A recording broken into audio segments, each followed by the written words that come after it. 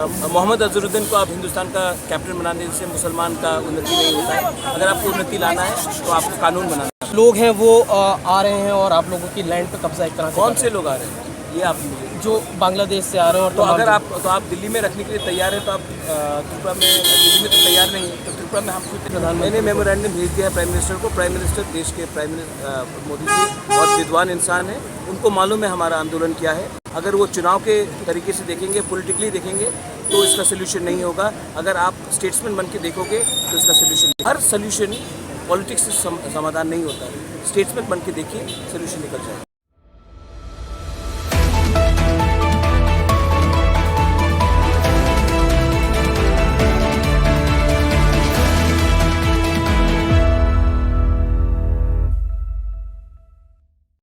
Land की मांग कर रहे थे, एक साल बाद क्या प्रोग्रेस हुआ है? आज दोबारा आप लोग प्रदर्शन कर रहे हैं। प्रोग्रेस यही है कि आप देखेंगे कि संख्या बढ़ गई है, सपोर्ट पूरे त्रिपुरा में बढ़ गया है और आज जो हमारा आंदोलन है वो हर जगह में पहुंच रहा है।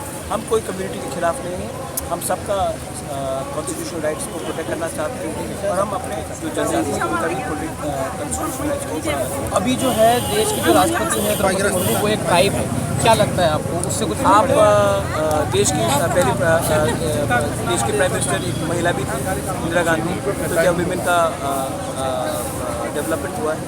ये सब सिंबलिज्म होता है। एक ऐसी हमारे प्रेसिडेंट भी थे नारायण साहब 1998 में, तो उसका ये मतलब नहीं है कि आज दलित का सिचुएशन को इम्प्रूव हुआ है। तो ये सिंबलिज्म है।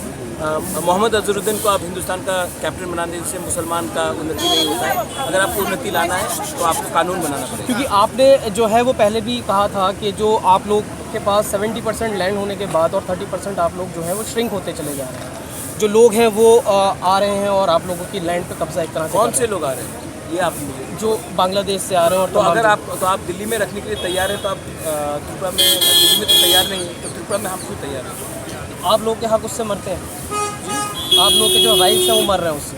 अगर आपकी संख्या 3 गुना ज़्यादा बढ़ जाती है, मैं आपका घर होगा, आपके घर में 5 लोग हो गए, मैं कल 15 लोगों को भेज देता हूँ और बोलता हूँ कि उसी खाने से आप अपना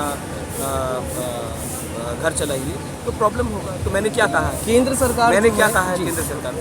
मैंने कहा है कि जो आए हैं उनको रहने दीजिए, लेकिन अब हमारे ट्राइबल्स को आप एक्स्ट्रा राइट दीजिए क्योंकि हमने भी बलिदान दिया है। क्या संदेश देना चाहेंगे अंत में देश के प्रधानमंत्री? मैंने मेमोरेंडम भेज दिया है प्राइम मिनिस्टर को। प्राइम मिनिस्टर देश के प्राइम मिनिस्टर मोदी जी बहुत विद्वान इंसान है, उनको मालूम है हमारा आंदोलन क्या है। अगर वो चुनाव के तरीके से देखेंगे, पॉलिटिकली देखेंगे तो इसका सोल्यूशन नहीं होगा। अगर आप स्टेट्समैन बन के देखोगे तो इसका सोल्यूशन निकल। क्योंकि 1 साल से आप जंग लड़ रहे हैं। 1 साल नहीं, पूरी ज़िंदगी लड़ेंगे और पिछले 75 साल से पिछली बार पहले भी देखिए, हर सोल्यूशन पॉलिटिक्स से समाधान नहीं होता है।